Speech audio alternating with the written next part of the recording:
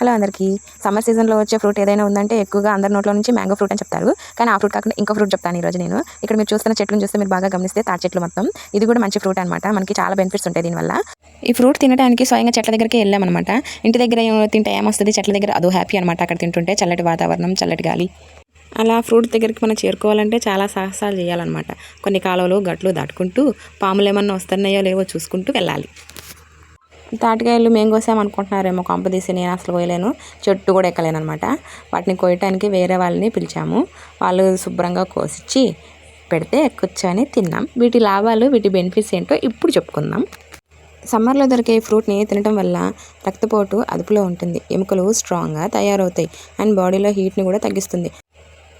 అదిగాక మనం ఈ మధ్య మిషన్ తొక్కేస్తున్నాగా, అందుకే కొంచెం బాడీలో హీట్ని తగ్గించడానికి నేను ఈ ఫ్రూట్ తినడానికి చెట్ల దగ్గరికి డైరెక్ట్గా వచ్చేసాను అనమాట. డైజెస్ట్ ప్రాబ్లం ఉన్నా కూడా క్యూర్ అవుతుంది. మన బాడీకి కావాల్సిన మినరల్స్, న్యూట్రిషన్లు మంచిగా అందిస్తుంది. సో సమ్మర్లో ఈ ఫ్రూట్ని అస్సలు మిస్ అవ్వకండి. రోగనిరోధక శక్తిని కూడా పెంచుతుంది. ఇలా రోగనిరోధక శక్తి మన బాడీలో ఎక్కువగా ఉండటం వల్ల కరోనా వచ్చినా కాదు, దాని అమ్మమ్మ వచ్చినా కూడా మనల్ని ఏం చేయలేదు. ఈ ఫ్రూట్ గురించి తెలిసిన వాళ్ళు, తెలియని వాళ్ళు, తిన్నవాళ్ళు, తినని వాళ్ళు ఎవరైనా సరే కామెంట్ చేయండి. వీడియో నచ్చితే లైక్ చేయండి. And then bye by.